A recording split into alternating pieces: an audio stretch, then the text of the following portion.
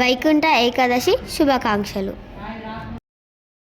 ఈ పవిత్రమైన వైకుంఠ ఏకాదశి శుభ సందర్భంలో శ్రీ మహావిష్ణు స్వరూపమైన శ్రీ వెంకటేశ్వర స్వామి వారి దివ్య దర్శనం చేసుకునే అవకాశం లభించడం మన అందరి మహాభాగ్యం.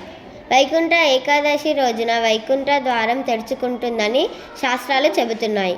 ఈ రోజున భక్తి శ్రద్ధతో ఉపవాసం ఉండి నామస్మరణలో స్వామిని ప్రార్థిస్తే పాపాలు నశించి మోక్షప్రాప్తి కలుగుతుంది విశ్వాసం.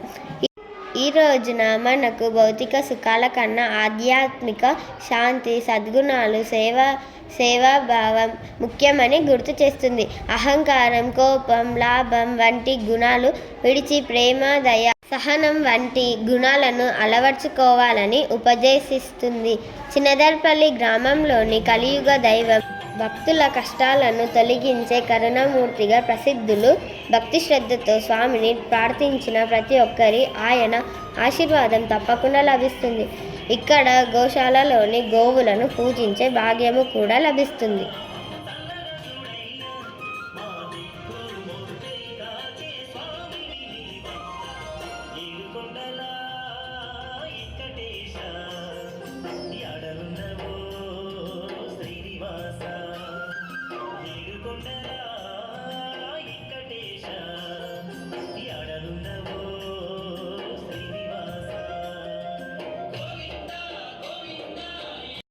ఈ ఆలయ ప్రాంగణం మరియు ఈ ప్రాంతానికి ఆధ్యాత్మిక శోభను అందిస్తున్న శ్రీ వెంకటేశ్వర స్వామి వారి ఆలయ అలంకరణ ఎంతో ఆకర్షణీయంగా ఉంది. ఈ ఆలయం కేవలం పూజలకే కాదు, మన సంస్కృతి, సాంప్రదాయాలు, ఐక్యతను ప్రతీకగా నిలుస్తుంది.